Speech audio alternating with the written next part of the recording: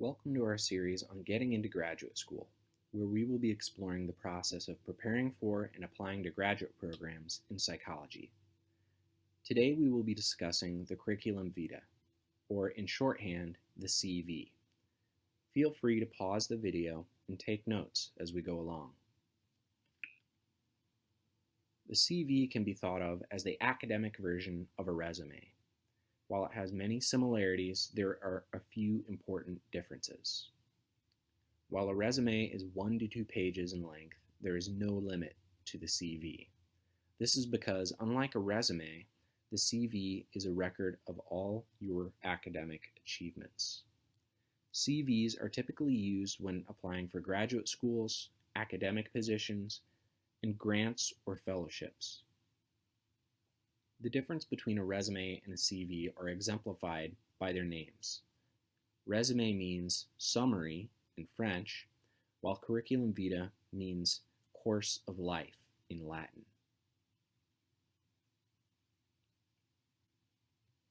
While there are no hard and fast rules, a CV is typically structured like this. The top of the page includes your contact information. Be sure to keep this up to date. And is immediately followed by education, or information on your obtained degrees. Under education, there's a section for grants, honors, and awards. If you don't have any, simply omit this section. The rest of the CV describes activities you've engaged in. Research should describe your experiences in the lab or at academic conferences. It should not include your basic research methods or statistics courses. Next, you should have one or more sections describing other professional experiences.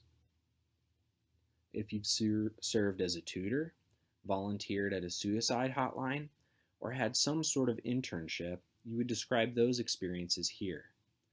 Do not include non-relevant work experiences. Graduate programs aren't interested in your summer burger flipping experience. If you find this section getting too large, you can separate it, for example, into teaching and volunteering sections. After this section, you should list your memberships in professional organizations, like Psychology Club. Finally, you should list 2 to 3 professional references. Typically, these are the people who will be writing your letters of recommendation. Check out our video on that topic later. Again, there are no hard and fast rules, but there are some things that may help your CV look more professional. You should use a standard font like Times New Roman and keep your margins at 1 inch. Within each section, you should list your experiences, degrees, etc., beginning with the most recent first and the least recent last.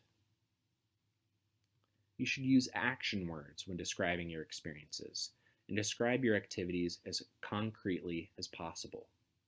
For example, analyze data tells the admissions committee much more than worked. Finally, spell out any unfamiliar acronyms.